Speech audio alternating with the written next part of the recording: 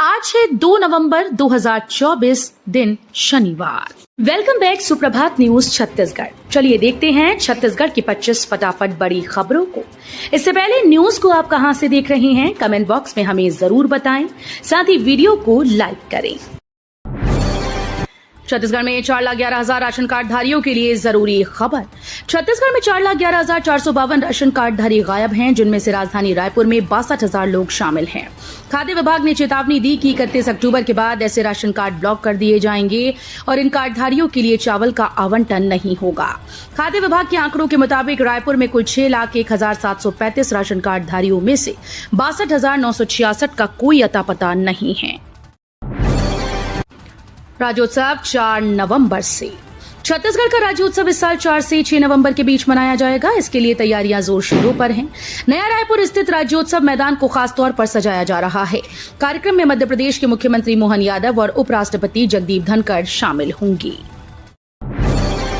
PM Modi ने छत्तीसगढ़ राज्य स्थापना दिवस पर दी शुभकामनाएं। प्रधानमंत्री नरेंद्र मोदी ने छत्तीसगढ़ राज्य स्थापना दिवस पर शुभकामनाएं दी। सोशल मीडिया साइट एक्स पर श्री मोदी ने लिखा कि समस्त छत्तीसगढ़ वासियों को राज्य के स्थापना दिवस पर मेरी हार्दिक शुभकामनाएं। वैभवशाली लोक परंपरा और जनजातीय संस्कृति के अद्भुत संगम से सजा ये प्रदेश विकास के पथ पर तेजी से आगे बढ़ता रहे, यही कामना है। बिलासपुर और पुणे के मध्य रेलवे ने दी स्पेशल ट्रेन की सुविधा। बिलासपुर और हड़पसर के मध्य एक फेरे के लिए रेलवे ने स्पेशल ट्रेन की सुविधा दी है। यात्रियों को त्योहार के समय अधिकाधिक कंफर्म बर्थ उपलब्ध करवाने के लिए स्पेशल ट्रेन चलाई जा रही है। छठ पूजा के दौरान यात्रियों की सुगम आवाजाही के लिए भारतीय रेल के द्वारा इस वर्ष 7,296 विशेष गाड़ियां चलाई जा रही हैं, जबकि पिछले साल 4,500 विशेष गाड़ियां चलाई गई थीं। 2025 से छत्तीसगढ़ में स्कूली शिक्षा में होगा बड़ा बदलाव। 33 नई किताबों के साथ नया सिलेबस। छत्तीसगढ़ में शिक्षा के क्षेत्र में बड़ा बदलाव होने वाला है। राष्ट्रीय शिक्षा नीति 2020 के अनुसार साल 2025-26 से कक्षा 1 से 12वीं तक के छात्रों के लिए नया सिलेबस लागू किया जाएगा। इसके तहत 33 नई किताबें बन रही हैं, जो हिंदी और अंग्रेजी दोनों में उपलब्ध होंगी। विभिन्न स्थानों में होगा प्लेसमेंट कैंप का आयोजन। कई पदों पर होगी भर्ती।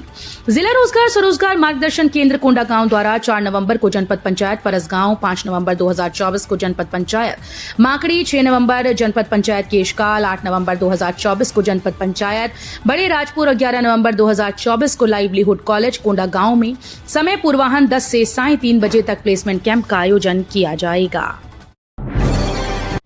शाम 4 को रायपुर में देंगे लाइव परफॉर्मेंस। नीति मोहन आएंगी 5 को।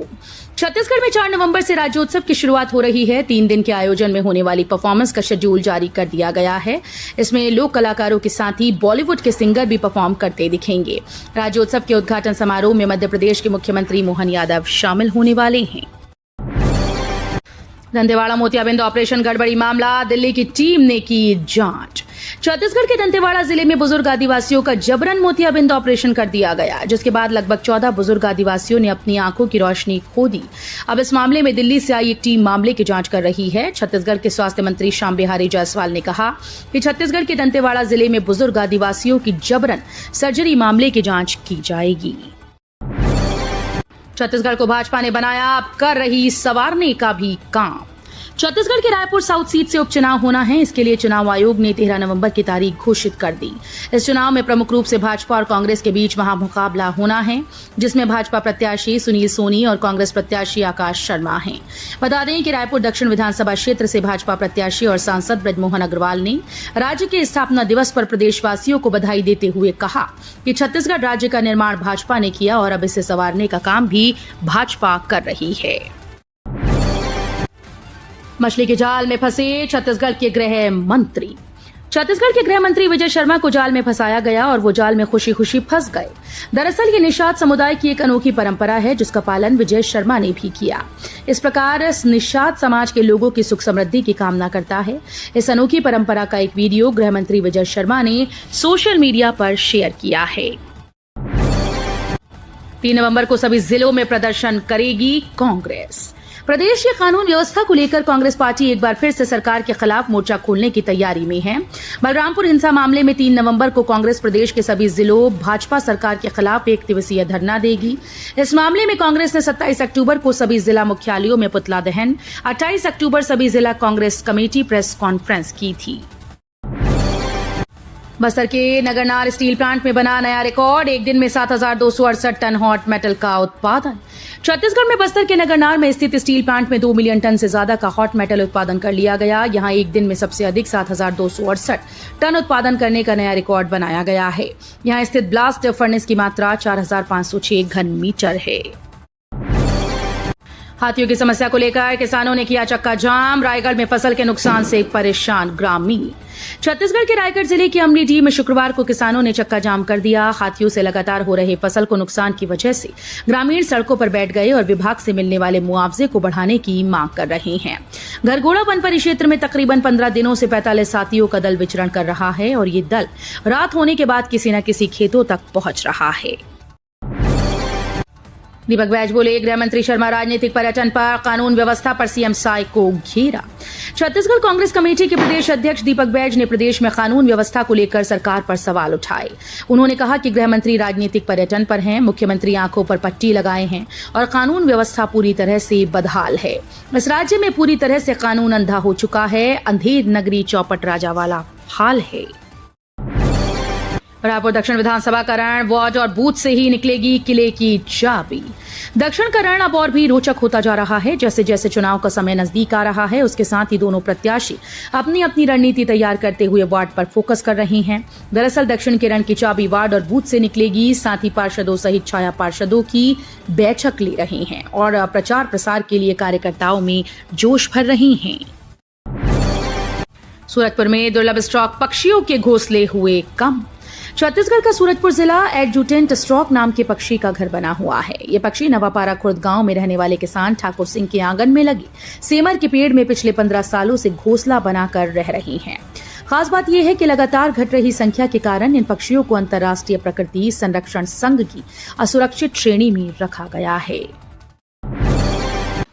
डेबिट कार्ड चार्ज बंद कराने के नाम पर व्यापारी के साथ धोखा।